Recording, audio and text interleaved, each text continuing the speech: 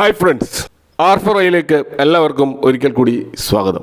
കഴിഞ്ഞ ആഴ്ച മാർക്കറ്റിൽ ഒരു റിക്കവറിയുടെ ലക്ഷണങ്ങളൊക്കെ നമ്മൾ കണ്ടു തുടങ്ങിയതാണ്. നിഫ്റ്റി 50 സെപ്റ്റംബർ 29 ക്ലോസ് ചെയ്തത് 24,634 ഫൈനലായിട്ട് ലാസ്റ്റ് ഫ്രൈഡേ ട്രേഡിംഗ് സെഷനിൽ ക്ലോസ് ചെയ്തിരിക്കുന്നത് 24,894 എന്ന ലെവലിലാണ്.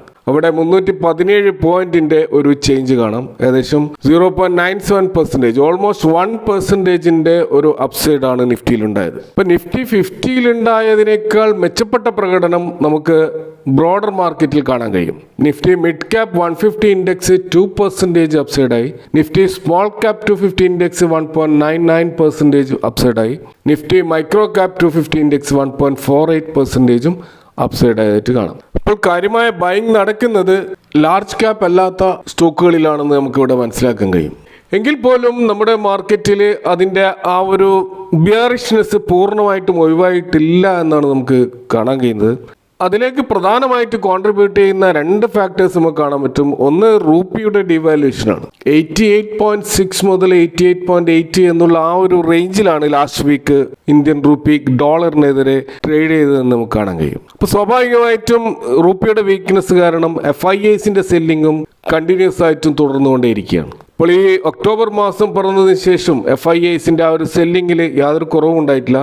കഴിഞ്ഞ ആഴ്ച മാർക്കറ്റിൽ നേരിയൊരു മാർക്കറ്റ് റിക്കവറി ഉണ്ടായിട്ട് പോലും അവിടെ രണ്ട് ട്രേഡിംഗ് സെഷനിലും 1,500 കോടിയുടെയും 1,600 കോടിയുടെയും സെല്ലിംഗ് ആണ് FIIs നടത്തിയിട്ടുള്ളത്. ഇതുകൂടാതെ ഡെറിവേറ്റീവ് മാർക്കറ്റിൽ ഇൻഡെക്സ് ഫ്യൂച്ചേഴ്സിൽ 93%ഓളം ഷോർട്ട് പൊസിഷൻസിലാണ് ഇപ്പോഴും FIIs നിൽക്കുന്നത്. അപ്പോൾ മൊത്തത്തിൽ അവർ ഇന്ത്യൻ മാർക്കറ്റിൽ ഒരു ബിയറിഷായി തന്നെയാണ് ഇപ്പോൾ തുടരുന്നത്. ഇപ്പോൾ ഫ്യൂച്ചർ ആൻഡ് ഓപ്ഷൻസിൽ നമുക്ക് കാണാൻ കഴിയുന്നത് പുട്ട് സൈഡിൽ ഹയസ്റ്റ് ഓപ്പൺ ഇൻട്രസ്റ്റ് കാണുന്നത് 24,800 ആണ്. അപ്പോൾ ആ 24,800 ഒരു സ്ട്രോങ് സപ്പോർട്ട് ബേസ് ആയിട്ട് നിൽക്കുന്നുണ്ട്.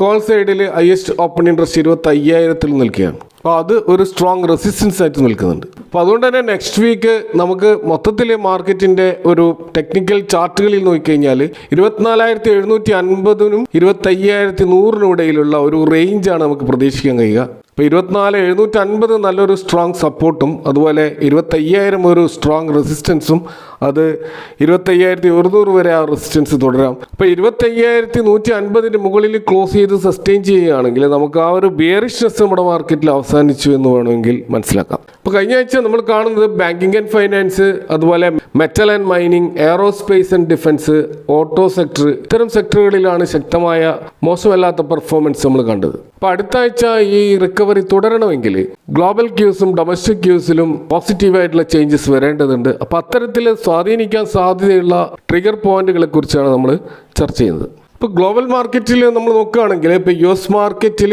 അതിൻ്റെ ഷട്ട് ഡൗൺ ആയി ബന്ധപ്പെട്ട ഇഷ്യൂസ് തുടർന്നുകൊണ്ടേയിരിക്കുകയാണ്. എങ്കിൽ പോലും സ്റ്റോക്ക് മാർക്കറ്റ് അതിനെ ഒരു ഭീഷണിയായിട്ട് ഇപ്പോഴും കണ്ടിട്ടില്ല എന്നാണ് കഴിഞ്ഞ ആഴ്ചയിലെ US മാർക്കറ്റിൻ്റെ പെർഫോമൻസിൽ നിന്ന് നമുക്ക് മനസ്സിലാക്കാൻ കഴിയുന്നത്. അപ്പോൾ അടുത്ത ആഴ്ച FOMC മിനിറ്റ്സ് റിലീസ് ചെയ്യുന്ന ദിവസമാണ്. നമുക്കറിയാം സെപ്റ്റംബർ 16, 17 തീയതികളിൽ കണ്ടക്ട് ചെയ്യപ്പെട്ട US ഫെഡറൽ ഓപ്പൺ മാർക്കറ്റ് കമ്മിറ്റിയുടെ ആ ഒരു മീറ്റിംഗ്, അതിൽ റേറ്റ് കട്ട് പ്രഖ്യാപിച്ചിരുന്നു. ഇപ്പോൾ 4% മുതൽ 4.25% എന്ന റേറ്റിലാണ് ഇപ്പോൾ ഇൻട്രസ്റ്റ് റേറ്റ് നിൽക്കുന്നത്. അപ്പോൾ അത്തരം ഒരു ഡിസിഷനിലേക്ക് FOMC മീറ്റിംഗ് എത്തിപ്പെടാനുള്ള കാരണം എന്താണെന്നും അവിടെ നടന്നിട്ടുള്ള ചർച്ചകൾ എന്താണെന്നും അവിടെ ഏകപക്ഷീയമായിട്ടാണോ ഈ തീരുമാനങ്ങൾ ഉണ്ടായിട്ടുള്ളത്, ഫ്യൂച്ചർ ഗൈഡൻസിനെ കുറിച്ചുള്ള ചർച്ചകൾ എന്തായിരുന്നെന്നും, ഇപ്പോൾ ജെറോം പവൽ ചെയർ ചെയ്തിട്ടുള്ള ആ ഒരു മീറ്റിങ്ങിൻ്റെ ഒരു മിനിറ്റ്സ് ആണ് ഒക്ടോബർ 8 പ്രസിദ്ധീകരിക്കാൻ പോകുന്നത്. അപ്പോൾ ആ ഒരു മിനിറ്റ്സ് ക്ലിയർ ആയിട്ടുള്ള ഒരു പിക്ചർ നമുക്ക് സ്വാഭാവികമായിട്ട് US മാർക്കറ്റിൻ്റെ ഫ്യൂച്ചറിനെ പറ്റി മനസ്സിലാക്കാൻ സഹായിക്കും. അപ്പോൾ അത് ഒരു ഇവൻ്റായിട്ട് മാറാൻ സാധ്യതയുണ്ട്. അപ്പോൾ നിലവിൽ തുടർന്നുകൊണ്ടിരിക്കുന്ന US ഗവൺമെൻറ് ഷട്ട് ഡൗൺ അത് നെക്സ്റ്റ് വീക്കും തുടരാനുള്ള സാധ്യതകളാണ് ഇതുവരെ നമ്മൾ കണ്ടുകൊണ്ടിരിക്കുന്നത്. അപ്പോൾ ഇവിടെ ഡെമോക്രാറ്റിക്സും റിപ്പബ്ലിക്കൻസും തമ്മിലുള്ള ആ ഒരു ക്ലാഷ് ഇപ്പോഴും ഒരു സെറ്റിൽമെൻറ്റിൽ എത്താതെ തുടർന്നുകൊണ്ടേയിരിക്കുകയാണ്. അപ്പോൾ ഇത് കാരണം പല വിധത്തിലുള്ള പുറത്തു വരേണ്ട ഡാറ്റകളും പോസ്റ്റ്പോൺ ചെയ്യുകയാണ്. ഇപ്പോൾ USൻ്റെ അൺഎംപ്ലോയ്മെൻറ്റ് ഡാറ്റ കഴിഞ്ഞ ആഴ്ച വരേണ്ടതായിരുന്നു, പക്ഷെ അത് ഈ ഷട്ട് ഡൗൺ കാരണം നീട്ടിവെച്ചിരിക്കുകയാണ്. അത് ഒക്ടോബർ 10 പ്രസിദ്ധീകരിക്കേണ്ടത്. അപ്പോൾ അടുത്ത ആഴ്ച അത് വരികയാണെങ്കിലും അത് കൂടുതൽ നെഗറ്റീവ് സൈഡിലേക്കാണ് പോകുന്നതെങ്കിൽ അടുത്ത ഒരു റേറ്റ് കട്ടിനെ കുറിച്ച് വളരെ ഗൗരവമായിട്ട് ഈ ഫെഡറൽ റിസർവ് ചിന്തിക്കേണ്ടി വരും എന്നതും കൂടി ഒരു പ്രത്യേകതയാണ്. അപ്പോൾ അതുകൊണ്ട് തന്നെ US ഷട്ട് ഡൗൺ അവസാനിക്കുമോ, അതേപോലെ അൺഎംപ്ലോയ്മെൻറ്റ് ഡാറ്റ ഒക്ടോബർ 10 വരുമോ, ഇത്തരം കാര്യങ്ങൾ തീർച്ചയായിട്ടും അടുത്ത ആഴ്ച മാർക്കറ്റിനെ സ്വാധീനിക്കുന്ന ഘടകങ്ങളായിട്ട് നമുക്ക് മനസ്സിലാക്കാൻ കഴിയും. ഇതുപോലെ ഗ്ലോബലായിട്ട് ഗോൾഡ് പ്രൈസസ് കണ്ടിന്യൂസ് ആയിട്ട് കയറിക്കൊണ്ടേയിരിക്കുകയാണ്. ഇപ്പോൾ ചൈന അവരുടെ ഗവൺമെൻറ് റിസർവിന് കൂടുതലായിട്ട് ഗോൾഡിനെയാണ് ആശ്രയിക്കുന്നത്. അപ്പോൾ ഡോളറിനോടുള്ള ആഭിമുഖ്യം മൊത്തത്തിൽ വേൾഡ് വൈഡ് ആയിട്ട് കുറയുകയും അത് ഗോൾഡിലേക്ക് മാറുകയും ചെയ്തതിൻ്റെ ഒരു പരിണിത ഫലമാണ് ഇപ്പോൾ ഗോൾഡ് പ്രൈസിലുള്ള ഈ ശക്തമായ ഒരു മുന്നേറ്റം. അപ്പോൾ US ഷട്ട് ഡൗണുമായി ബന്ധപ്പെട്ട് അതിൽ ഒരു സൊല്യൂഷൻ ഉണ്ടാവുകയില്ലെങ്കിൽ ഗോൾഡ് പ്രൈസ് ഇതേപോലെ തന്നെ വീണ്ടും ഉയരാനുള്ള സാധ്യതകളാണ് പൊതുവെ മാർക്കറ്റ് വിലയിരുത്തുന്നത്. ഇനി നമ്മൾ ഇന്ത്യൻ മാർക്കറ്റിലേക്ക് വന്നാൽ ഇന്ത്യൻ മാർക്കറ്റിൽ നെക്സ്റ്റ് വീക്ക് ഏറ്റവും പ്രധാനമായിട്ട് ട്രിഗർ ചെയ്യാൻ പോകുന്നത് പല കമ്പനികളുടെയും Q2 റിസൾട്ടുകളായിരിക്കും. ഇപ്പോൾ റിസൾട്ട് സീസൺ ആരംഭിച്ചിരിക്കുകയാണ്. ഒക്ടോബർ 9 വരാൻ പോകുന്ന TCSന്റെ റിസൾട്ടാണ് ഏറ്റവും ഇമ്പോർട്ടൻ്റ് ആയിട്ട് മാർക്കറ്റ് കാണാൻ പോകുന്നത്. നമുക്കറിയാം IT സെക്ടറിൽ Q2 ഏർണിങ്സ് സ്ലോ ഡൗൺ ആകും എന്ന് ഓൾറെഡി പ്രവചിക്കപ്പെട്ടിട്ടുണ്ട്. ഇപ്പോൾ താരിഫ് റിലേറ്റഡ് ആയിട്ടുള്ള ഇഷ്യൂ കാരണം ആ ഒരു അൺസർട്ടനിറ്റി കാരണം IT സെഗ്മെന്റിൽ ഉണ്ടായിട്ടുള്ള തകർച്ച അത് H1B വിസയുമായി ബന്ധപ്പെട്ട് കൂടുതൽ ആഴങ്ങളിലേക്ക് പോവുകയാണ്. അപ്പോൾ Q1 റിസൾട്ടും ഇതേപോലെ മോശമാകുകയാണെങ്കിൽ അത് IT സെഗ്മെന്റിൽ കൂടുതൽ തകർച്ചയിലേക്ക് പോകാനുള്ള സാധ്യതകളാണ് തെളിഞ്ഞു വരുന്നത്. അപ്പോൾ അതുകൊണ്ട് തന്നെ TCSന്റെ റിസൾട്ട് വളരെ ഇമ്പോർട്ടൻ്റ് ആയിട്ടുള്ള ഒരു ഇവൻ്റ് ആയിരിക്കും. ഇനി കഴിഞ്ഞ ദിവസം വന്നിട്ടുള്ള 2 പ്രധാനപ്പെട്ട നിഫ്റ്റി 50 കമ്പനികളുടെ ബിസിനസ് അപ്ഡേറ്റ് അത് മാർക്കറ്റിൽ ഒരു എൻകറേജിംഗ് ആയിട്ടുള്ള ഒരു കാര്യമാണ്. അതുകൊണ്ട് തന്നെ ആ ഒരു ബിസിനസ് അപ്ഡേറ്റ് നെക്സ്റ്റ് വീക്ക് എത്രമാത്രം മാർക്കറ്റിനെ സ്വാധീനിക്കും എന്നുള്ളതും വളരെ പ്രധാനപ്പെട്ട ഒരു കാര്യം. ഇപ്പോൾ ബജാജ് ഫിനാൻസിന്റെ ബിസിനസ് അപ്ഡേറ്റിൽ അവരുടെ asset under management growth 21% year on year വർദ്ധിച്ചതായിട്ടാണ് കാണുന്നത്. കൂടാതെ അവരുടെ കസ്റ്റമർ ബേസും 4.3 മില്യൺ പുതിയ കസ്റ്റമേഴ്സാണ് ആഡ് ചെയ്യപ്പെട്ടുള്ളത്. അതുപോലെ ലോൺ ബുക്കിൽ 26% ഒരു ജമ്പാണ് ബിസിനസ് അപ്ഡേറ്റിൽ കാണുന്നത്. അതുപോലെ അവരുടെ ഡെപ്പോസിറ്റ് ബുക്ക് അത് 5.4% ഇയർ ഓൺ ഇയർ വർദ്ധിച്ചിട്ടുമുണ്ട്. പക്ഷേ ഈ ഫിഗേഴ്സ് ഒക്കെ ഒരു പ്രൊവിഷണൽ ഫിഗേഴ്സ് ആണ്. അപ്പോൾ ഇത് ഓഡിറ്റ് ചെയ്ത ഒരു റിപ്പോർട്ടല്ല. ഫൈനലായിട്ടുള്ള റിസൾട്ടിൽ ആണ് നമ്മൾ കൃത്യമായിട്ടുള്ള ഫിഗേഴ്സ് കാണാൻ കഴിയുകയുള്ളൂ. കൂടാതെ ഇവരുടെ ബിസിനസ് അപ്ഡേറ്റിൽ നോൺ പെർഫോമിംഗ് അസറ്റിനെ കുറിച്ച് പറയാത്തത് കൊണ്ട് തന്നെ അത് ഒരു പ്രധാന ഘടകമാണ്. അതുകൊണ്ട് റിസൾട്ടിൽ നോൺ പെർഫോമിംഗ് അസറ്റിന്റെ ആ ഒരു ഫിഗർ എല്ലാവരും ഉറ്റുനോക്കുന്ന ഒരു ഘടകമാണ്. അതേപോലെ HDFC ബാങ്കിന്റെയും ഇതേപോലെ ഒരു ബിസിനസ് അപ്ഡേറ്റ് നമുക്ക് കാണാൻ പറ്റും. അപ്പോൾ അവരുടെ റിസൾട്ട് വരുന്നത് ഒക്ടോബർ 18 അതിന് മുന്നോടിയായിട്ടുള്ള ബിസിനസ് അപ്ഡേറ്റ് ആണ് നമ്മൾ കാണുന്നത്. അതിൽ ഹൈലൈറ്റ് ആയിട്ട് കാണുന്നത് അതിൻ്റെ ഗ്രോസ് അഡ്വാൻസ് അത് 9.9% ഇയർ ഓൺ ഇയർ വർദ്ധിച്ചിട്ടുണ്ട്. ക്വാർട്ടർലി 4% ഈ അഡ്വാൻസ് വർദ്ധിച്ചിട്ടുണ്ട്. മാനേജ്മെന്റിന്റെ കീഴിലുള്ള അഡ്വാൻസസ് 8.9% ആയിട്ട് ഇയർ ഓൺ ഇയർ വർദ്ധിച്ചിട്ടുണ്ട്. ക്വാർട്ടർ ഓൺ ക്വാർട്ടറിൽ 3.1% വർദ്ധിച്ചിട്ടുണ്ട്. അതുപോലെ ഇവരുടെ ഡെപ്പോസിറ്റിൽ ഡബിൾ ഡിജിറ്റ് ഗ്രോത്ത് ഉണ്ടായിട്ടുണ്ട്. 15% ഒരു അമ്പിച്ച ഗ്രോത്ത് ഇയർ ഓൺ ഇയറിൽ ഉണ്ടായിട്ടുണ്ട് എന്നാണ് ബിസിനസ് അപ്ഡേറ്റിൽ പറയുന്നത്. അത് ക്വാർട്ടർ ഓൺ ക്വാർട്ടറിൽ 2% ജമ്പുമാണ്. അതുപോലെ കാസ ഡെപ്പോസിറ്റ്സും വർദ്ധിച്ചതായിട്ടാണ് ബിസിനസ് അപ്ഡേറ്റിൽ കാണുന്നത്. അത് ഇയർ ഓൺ ഇയറിൽ 8.5% ഒരു വർധനമാണ് സൂചിപ്പിക്കുന്നത്. അതുപോലെ ടൈം ഡെപ്പോസിറ്റും 18.6% വർദ്ധിച്ചതായിട്ടും ബിസിനസ് അപ്ഡേറ്റിൽ പറയുന്നുണ്ട്. അപ്പോൾ ബജാജ് ഫിനാൻസിന്റെ പോലെ തന്നെ ഇവിടെയും NPA കുറിച്ച് മെൻഷൻ ചെയ്യുന്നില്ല. അതുകൊണ്ട് നോൺ പെർഫോമിംഗ് അസറ്റ് ആണ് നമ്മൾ കാര്യമായിട്ട് നോക്കേണ്ട ഒരു ഫിഗർ. അത് ഈ ബിസിനസ് അപ്ഡേറ്റിൽ മിസ്സിംഗ് ആണ്. ഒറിജിനൽ റിസൾട്ട് തീർച്ചയായിട്ടും പരിശോധിക്കുമ്പോഴാണ് കൃത്യമായിട്ടുള്ള ഓഡിറ്റഡ് ഫിഗറുകൾ നമ്മൾ കാണുക. ഇനി അടുത്ത ആഴ്ച മാർക്കറ്റിൽ ഒരു വലിയൊരു ഗെയിം ചേഞ്ചിങ് ആകാൻ പോകുന്ന 2 IPOകളാണ് വരാൻ പോകുന്നത്. മൊത്തത്തിൽ 4 മെയിൻ ബോർഡ് IPOകൾ വരുന്നുണ്ട്. അതിൽ ഇമ്പോർട്ടൻ്റ് ആയിട്ടുള്ള ഈ 2 IPOകൾ പ്രാധാന്യം അറിയിക്കുന്നത് അതിൻ്റെ ഇഷ്യൂ സൈസ് കൊണ്ടാണ്. ഇന്ത്യയിൽ ഇതുവരെ വന്നിട്ടുള്ള ബിഗ്ഗസ്റ്റ് IPOകളിൽ 2 IPOകളായിട്ടാണ് ഇത് മാറാൻ പോകുന്നത്. അതിലൊന്ന് ടാറ്റ ക്യാപിറ്റലിൻ്റെ IPO ആണ്. IPO ഡേറ്റ് നമ്മൾ കാണുന്നത് ഒക്ടോബർ 6 മുതൽ ഒക്ടോബർ 8 വരെയാണ് ഓപ്പൺ ആവുക. ഈ IPO ലിസ്റ്റ് ചെയ്യാൻ പോകുന്നത് അധികപക്ഷം ഒക്ടോബർ 13 ആയിരിക്കും. അപ്പോൾ ആ ഒരു പ്രൈസ് ബാൻഡ് കാണുന്നത് 310, 326 എന്നുള്ള ഷെയർ പ്രൈസിലാണ്. അപ്പോൾ ഒരു ലോട്ട് നമ്മൾ വാങ്ങുമ്പോൾ 46 ഷെയറുകളാണ് ആ ഒരു ലോട്ടിൽ ഉണ്ടാവുക. ഇപ്പോൾ ടാറ്റ ക്യാപിറ്റലിൻ്റെ ഈ IPO പ്രൈസ് ഈ 310, 326 എന്നുള്ള പ്രൈസ് നമ്മൾ അതിൻ്റെ അൺലിസ്റ്റഡ് ഷെയറുമായിട്ട് കമ്പയർ ചെയ്യുമ്പോൾ അൺലിസ്റ്റഡ് ഷെയറിൻ്റെ പ്രൈസ് മാർക്കറ്റിൽ 735 രൂപയാണ്. ഓൾമോസ്റ്റ് 55% താഴെയായിട്ടാണ് ഇതിൻ്റെ പ്രൈസ് നമ്മൾ കാണുന്നത്.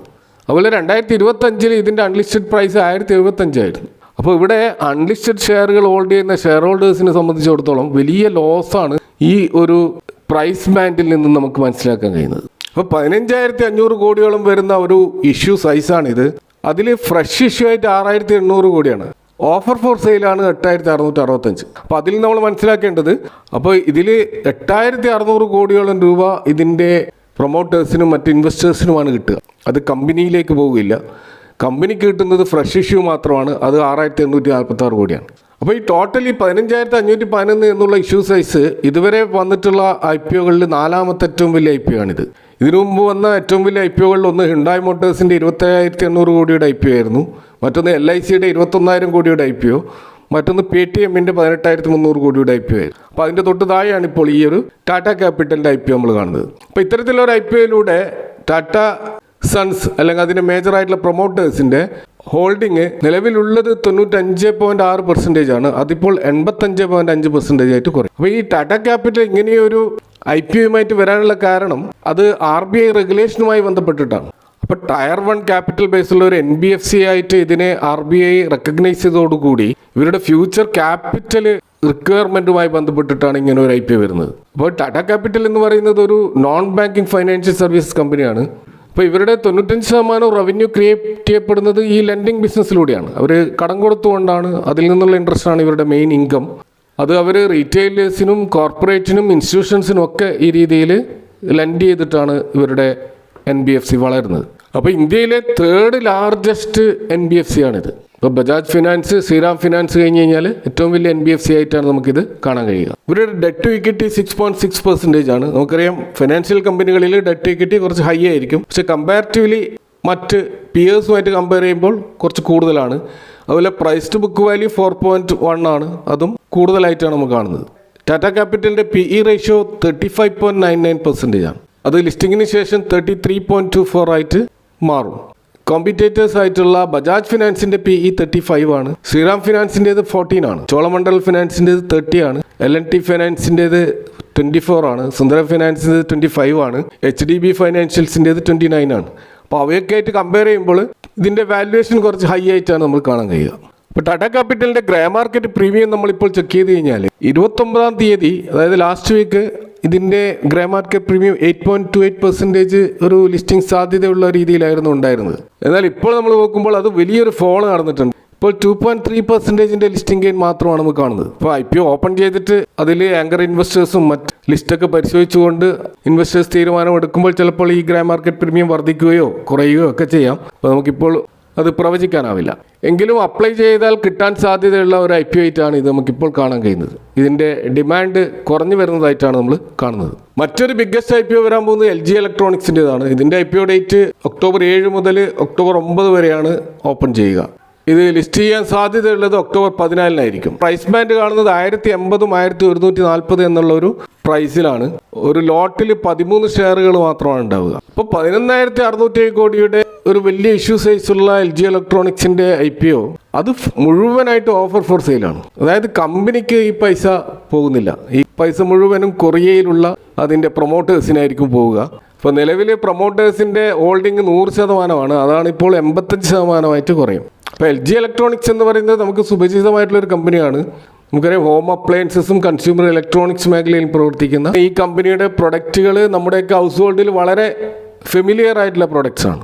അപ്പോൾ ബിസിനസ് ടു കസ്റ്റമറും ബിസിനസ് ടു ബിസിനസ്സായിട്ടും ഇവരുടെ പ്രൊഡക്റ്റുകൾ സെല് ചെയ്യപ്പെടുന്നുണ്ട്. കറണ്ട് PE നമ്മൾ നോക്കുമ്പോൾ 35 കാണാൻ കഴിയുക. ലിസ്റ്റ് ചെയ്തതിന് ശേഷം 37 ആവാനാണ് സാധ്യത.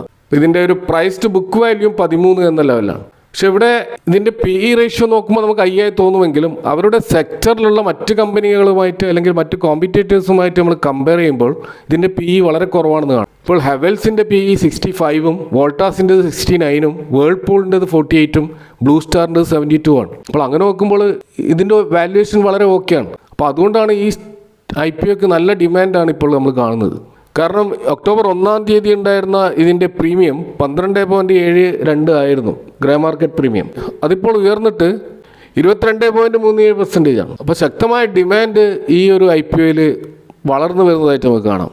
അപ്പോൾ ഇനിയുള്ള ദിവസങ്ങളിൽ ഈ രീതിയിലുള്ള ഇതിൻ്റെ ഗ്രേ മാർക്കറ്റ് പ്രീമിയം മുന്നോട്ടേക്ക് പോവുകയാണെങ്കിൽ ഒരു വമ്പിച്ച ലിസ്റ്റിംഗ് ഗെയിൻ ആയിരിക്കും ഈ സ്റ്റോക്ക് നേടാൻ പോകുന്നത്. നമ്മളിത് അപ്ലൈ ചെയ്യുമ്പോൾ ഈ 2 IPOകൾക്കും അപ്ലൈ ചെയ്യാവുന്നതാണ്. രണ്ടും ലോങ് ടേം ഹോൾഡ് ചെയ്യാൻ പറ്റുന്ന സ്റ്റോക്കുകളാണ്. ഇപ്പോൾ ഏറ്റവും ഡിമാൻഡുള്ളത് LG ഇലക്ട്രോണിക്സ് ആയതുകൊണ്ട് തന്നെ അതിന് കൂടുതലായിട്ട് ലോട്ട് അപ്ലൈ ചെയ്യും. ടാറ്റ ക്യാപിറ്റലിന് കുറവ് ലോട്ട് അപ്ലൈ ചെയ്തുകൊണ്ടുള്ള ഒരു സ്ട്രാറ്റജി ഫോളോ ചെയ്യുകയാണെങ്കിൽ ചിലപ്പോൾ 2 IPOകളും കിട്ടിയേക്കാം.